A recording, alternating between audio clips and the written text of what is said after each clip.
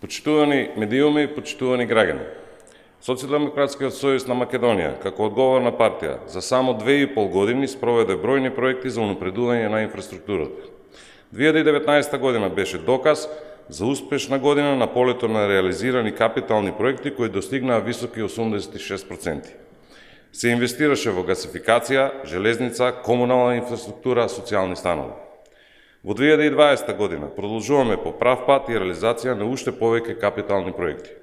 Еден од најзначајните проекти што влегува во имплементацијата оваа година е проектот за поврзување на локални патишта, односно изградба и санација на локални патишта и улици во општините со вкупна должина од околу 450 км во вредност од 70 милиони евра, средства обезбедени од страна на Светска банка.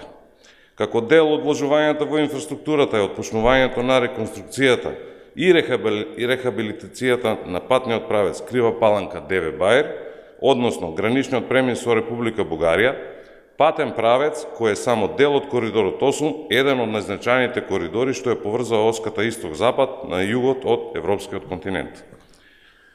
Токму модернизацијата на коридорот 8 е од особено значење за нашата земја и заради регионалното поврзување и соработка како еден од најважните аспекти на интеграцијата во Европската Унија.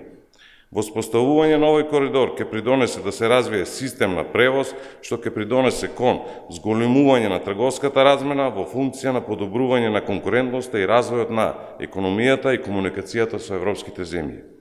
Кога зборуваме за коридорот 8, мораме да истакнеме дека се работи интензивно по целата негова должина. Се подготвува санација на западниот правец од граничниот премин Кафасан до Струга, интензивно се одвиваат работите на изградбата на автопатот Охрид-Кичево, се заврши рехабилитацијата на автопатот од Скопје до Куманово, а во престојниот период ќе отпочне рехабилитација на делницата Куманово-Страцин во должина од околу 32 км. Паралелно тече и рехабилитацијата на постоечкиот регионален пат Ранковце-Крива Паланка, која се очекува да биде завршена до март 2020 година. Мощно значено е да се истекне улогата и на партнерството на Европската Унија и на нејзините финансиски институции, што воедно представува потврда за заложбите за европска интеграција на Република Северна Македонија и на Западен Балкан како геостратешка инвестиција за стабилна, силна и обединета Европа, базирани на заеднички вредности и стандарди. Почитувани, вложувањето во инфраструктурата се уште една голема потврда и пример за тоа како вистински и домакински се работи исклучиво во интерес на државата и на сите граѓани.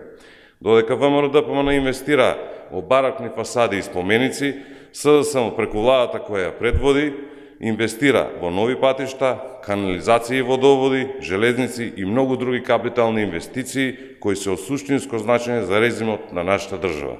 Затоа граѓаните на 12 април ќе порачат режим никогаш повеќе. Ви благодарам.